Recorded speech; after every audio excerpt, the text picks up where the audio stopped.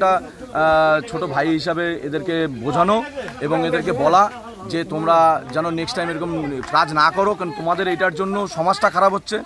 কারণ এরা নিজেরাই স্বীকার করছে, আমার কাছে সমস্ত রেকর্ডিং আছে, যে এরা এই বিএস খাওয়াটা শিখতেছে বা করতেছে, যে তারা এখানে গৌরঙ্গ সূত্রধর নামে একটা ছেলের থেকে কিনতেছে, স্টেশনে কোনো একটা ছেলের নাম বললো সেটাও রেকর্ডিং আছে আমার কাছে, এদের কাছ থেকে কিনতেছে। এবং এই যে পুলিশ তো নিজের কাজ করতেছে, কিন্তু আজকে এরা এবং কিছু কিছু অ্যারিস্টোক্র্যাটের ছেলেপেলেরা, ক্লাস 11-এর ছেলে মেয়েরা অবধি অ্যালিতে বা বিভিন্ন জায়গায় দেখবেন, স্পারে দেখবেন, এরা প্রচণ্ড আকারে নেশা করতেছে। নেশা আসক্ত হয়ে যখন টাকা পাচ্ছে না, আপনার কাছে আমাদের কাছে রেকর্ডিংও আছে, গার্জিয়ানগুলো বলতেছে যে টাকা যখন দিচ্ছি না তখন বড় বড় দাও নিয়ে আমাদেরকে মারতে যাচ্ছে। তো এটা দিয়ে প্রচণ্ড দুর্ভোগের মধ্যে আছে। পুলিশ প্রশাসন তো প্রচণ্ড আকারে কাজ করতেছে, কিন্তু চুরি, এরা যখন টাকাটা গার্জিয়ান থেকে পাচ্ছে না তখন তারা চুরি করতেছে। তো এই চুরি অভিযোগ আছে, অবশ্যই এরা ছাগল চুরি করতেছে, গ্যাস সিলিন্ডার চুরি করতেছে মানুষের বাড়ির থেকে, কারো টোটো চুরি করে নিচ্ছে, সাইকেল রাখলে বাইরে কারো বাড়ির থেকে সাইকেল চুরি করে নিচ্ছে, যাচ্ছে তাই অবস্থা।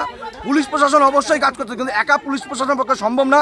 আমি বলবো জলপাইগুড়ি শহরের লজ্জা বাঁচানোর ক্ষেত্রে যেরকম আমরা বলি গাছ লাগান প্রাণ বাঁচান, আমরা বলবো জলপাইগুড়ি থেকে বিএস উদ্ধার করুন, জলপাইগুড়িকে বাঁচান।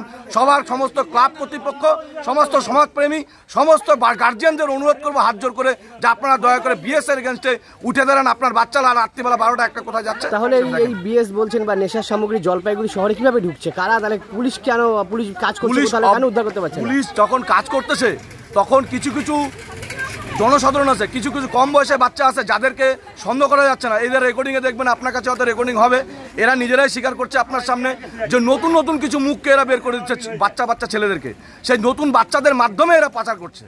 তো সেই জন্য জনসাধারণকে সচেতন হতে হবে, পুলিশকে সহযোগিতা করতে হবে, তারপরে যাই এইটা উদ্ধার করা যাবে। আমরা যেরকম বারংবার বলছি গাছ লাগান প্রাণ বাঁচান, এখন জলপাইগুড়ি বাঁচান, বিএস উত্থান করুন, এটাই সবার কাছে অনুরোধ করছি, এটাই আমাদের চেষ্টা। আশা করি আগামী দিনে যারা যারা বিএস করবে তাদের এগেনস্টে আমরা সোচ্চার হব। আপনার নাম? আমার নাম দীপঙ্কর ঝা, আমি জলপাইগুড়ি শহর ব্লক তৃণমূল যুব সহসভাপতি। এই জায়গাটার নাম কি? এই জায়গাটার নাম পরশমিতা কোণ, নেতাজি পাড়া। নেতাজি পাড়া।